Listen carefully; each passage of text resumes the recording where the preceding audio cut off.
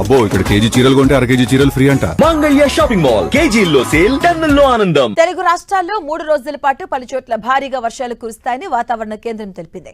బంగాళాఖాతంలో తీవ్ర వాయుగుండం ప్రభావంగా 2 రాష్ట్రాల్లోని పలు జిల్లాలకు ఎల్లో అలర్ట్ జారీ చేసింది. గంటకు 40 నుంచి 50 కిలోమీటర్ల వేగంతో గాలులు వీస్తాయని పేర్కొంది. ఏపీలో మత్స్యకారులు అప్రమత్తంగా ఉండాలని హెచ్చరించింది.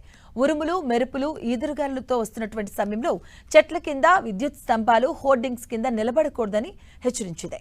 వాయుగుండం ప్రభావం ఉత్తర కోస్తా జిల్లాలపై ఎక్కువ ఉండబోతుందని తెలిపింది. అలాగే ఉత్తర కోస్తాంధ్ర, యానాం ప్రాంతంలో అనేక చోట్ల తేలికపాటి నుంచి మోస్తరు వర్షాలు, 1-2 చోట్ల భారీ వర్షాలు కురిసే అవకాశం ఉందని వాతావరణ శాఖ పేర్కొంది. అక్కడక్కడ పిడుగులు పడే ప్రమాదం ఉంది. దక్షిణ కోస్తాంధ్రలో తేలికపాటి నుంచి మోస్తరుగా వర్షాలు పడే అవకాశం ఉంది.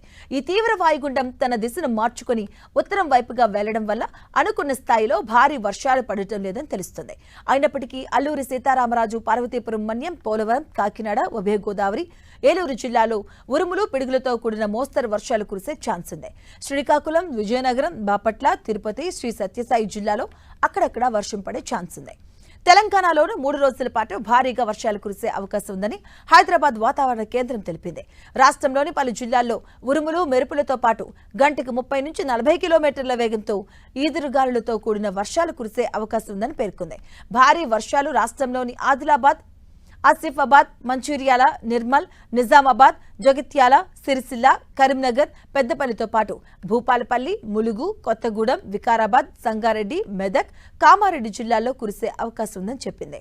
అలాగే ఖమ్మం, నల్గొండ, సూర్యాపేట, మహబూబాబాద్, వరంగల్, భువనగిరి, రంగారెడ్డి, హైదరాబాద్, మహబూబ్ నగర్ జిల్లాల్లో అక్కడక్కడ కురిసే అవకాశం ఉందని ఐఎండీ తెలియజేసింది. పలు జిల్లాలకు ఎల్లో అలర్ట్ జారీ చేసింది.